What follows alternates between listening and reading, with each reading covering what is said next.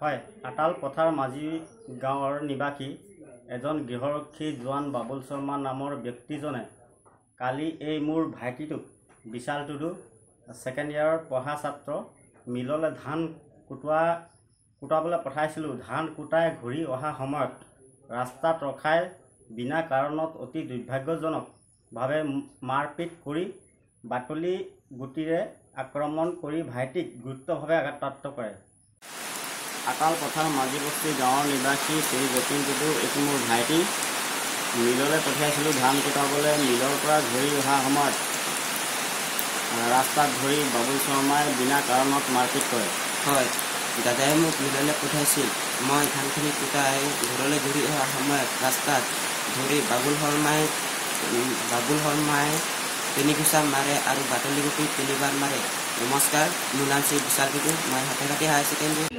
মিলৰ পৰা আহি থাকোঁতে কি হ'ল, দুবাৰ বাটলি গুটি মাৰিলে, নালাগিলে। তাৰপিছত ছেকেণ্ডবাৰত বাটলি গুটি এটা মাৰিছে, লাগিছে। তাৰপিছত ল'ৰাজনে কৈছে মানে কি কেলৈ মাৰিলি বুলি কৈছে। তাৰপিছত সি শিল গুটি এটা লৈ লুটি মাৰিছে। তাৰপিছতে মানে সি গ'ল, ঐ চুদুৰ বাই তই কি কথা কৈছ বুলি আহি দৌৰ মাৰি আহি ডিঙিত ধৰি ঘোচা মাৰিছে। নামটো কি? অজনী নামটো? হা, তাৰ অজনী নামটো কি? বিশাল। মৰাজনৰ কোনে মাৰিছে তাৰ নাম বাবুল শৰ্মা। বাবুল শৰ্মা কি কৰে? হোমগাৰ্ড কৰে। হোমগাৰ্ড কৰে? ক'ত কৰে সি? কোনটো ডিপাৰ্টমেণ্টত কৰে সেইটো নাজানো।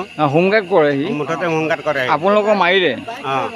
মাৰি পিনে আপোনালোকক মৰাৰ পিছতে আপোনালোকে এতিয়া কি কৰিলে?